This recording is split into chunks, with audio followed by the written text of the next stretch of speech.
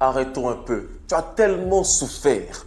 Tu as souffert si bien que la souffrance a été servie dès le matin, tel ce pain quotidien. Tu l'as reçu dès le matin, des injures, des insultes, des chicottes, des baffes. Les gens t'ont servi la vie de la mauvaise des manières, de la pire des manières. Si bien que tu as dit, ou que tu t'es dit, que pour toi c'était fini, que tu étais peut-être né pour mourir ou pour ne pas réussir. Mais tout ce que l'on t'a fait, tout ce que la vie t'a servi aujourd'hui, t'a aidé à devenir ce que tu es.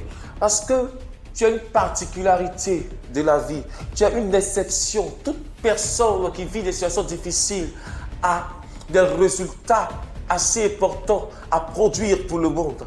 Le monde donne aux gens qui ont de la valeur, parfois des vies difficiles, parfois des épreuves difficiles. Celui qui a de la valeur est éprouvé au-delà même des autres, parce qu'il a de la valeur.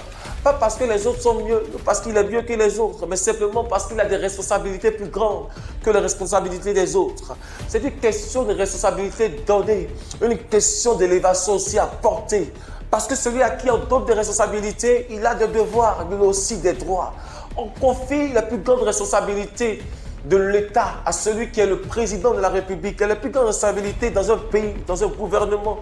Parce que c'est le président, mais aussi les plus grands droits. Celui à qui on confie des choses petites, on lui confiera aussi des responsabilités petites. Il aura de petits devoirs aussi, de petits droits.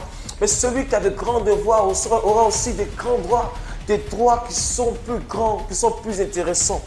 Lorsque tu vis une difficulté, tire de cette difficulté le meilleur à tirer. Si tu tires des difficultés que tu vis, seulement le fait que tu as souffert, que les hommes sont mauvais, tu vas garder le mal. Et le mal va finir par te corrompre, si bien que tu seras perverti. Ton cœur sera corrompu par la souillure que tu as retenue et que tu as entretenue.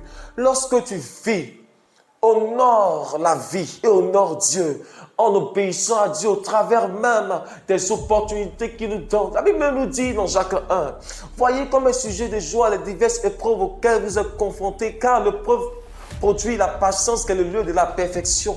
Mais la patience, ce n'est pas le fait d'attendre, c'est le fait d'attendre dans l'ordonnance, d'attendre dans l'obéissance, d'attendre comme il faut. Quand il faut que tu attendes comme il faut, c'est lorsqu'il faudrait que tu attendes en honorant Dieu dans l'attente, en respectant sa parole dans l'attente, en recevant, en retenant le meilleur de ta situation. Celui qui va passer une composition, c'est pas facile. Il y a des difficultés sur le chemin, il y a des complications, parfois il oublie, parfois c'est dur, il a l'impression qu'il n'a pas fait même certaines matières, c'est compliqué. Mais lorsqu'il arrive à réussir, il est heureux. Parce que malgré tout, il doit passer le test. Malgré tout, tu dois réussir. C'est dur, c'est compliqué, mais c'est une épreuve à laquelle Dieu t'a préparé déjà. Parce que Dieu ne peut pas te donner quelque chose auquel tu n'as pas été encore préparé. Dieu donne les moyens avant de tester. Lorsque tu dois aller faire une composition de troisième, passer le PEPC, c'est lorsque tu es déjà préparé par 9 mois. Dieu t'a préparé déjà, peut-être pendant 9 ans, pendant 10 ans, pendant 20 ans, pendant 30 ans, pendant 40 ans à l'épreuve dans laquelle tu es. Regarde ton passé, regarde ton présent, et regarde la grâce de Dieu. Surtout, regarde Dieu qui est avec toi lorsque tu passes l'épreuve. Et réussis à l'épreuve parce que tu en as les moyens. Ne vois pas le problème et ne cherche pas des boucs émissaires, des personnes à accuser. Ne jette pas la faute sur les autres. Ne cherche pas la faute même sur toi. Mais regarde l'opportunité. Vois comme une opportunité cette épreuve. Parce que l'épreuve n'est pas une difficulté, mais l'épreuve c'est un défi à relever qui va nous relever. Lorsque tu relèves des défis, tu deviens une personne opérante à une dimension supérieure. Celui qui relève le défi de la classe de troisième se retrouve en seconde. Il ne se retrouve pas en troisième parce qu'il a réussi. Il passe en classe supérieure et il acquiert d'autres responsabilités. Tu lui confies d'autres responsabilités. Or, quand tu as d'autres responsabilités, tu as aussi d'autres défis. Tu es la personne qu'il faut pour le défi dans lequel tu es.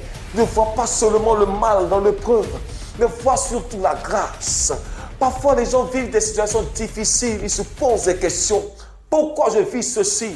Tu vis ceci parce que tu dois réussir à ceci et parce que tu es une personne particulière. Les épreuves les plus difficiles sont confiées aux personnes qui ont de grandes responsabilités et de hautes responsabilités. Dieu ne peut pas confier ce monde à des personnes qui ne méritent pas. Pas parce que Dieu fait la distinction ou parce que Dieu préfère prendre certaines personnes, mais parce que Dieu a prévu que tu sois cette personne qu'il faut pour résoudre ce problème. Il va te préparer par rapport à cela. Il va te faire vivre des difficultés. Ça peut être de la galère, ça peut être des situations difficiles, ça peut être le rejet, ça peut être le rabais, ça peut être des difficultés à plusieurs niveaux. Le fait qu'on ne te reconnaisse pas, le fait qu'on ne te valorise pas, qu'on ne t'accorde pas la place que tu mérites. Il y a tellement de choses. Le problème que tu as vécu depuis tout petit, dans ta douleur, tu as marché dans les difficultés, tu es allé à l'école dans les difficultés. Ton progrès au fur et à mesure, ton développement personnel, tu es devenu quelqu'un. Et cette personne a produit ses fruits, cette personne a avancé, cette personne a été remarquée parfois. Elle a été rabaissée aussi parfois, mais elle a fini par devenir celle que tu es et a fini par réaliser le projet pour lequel son créateur l'a créé.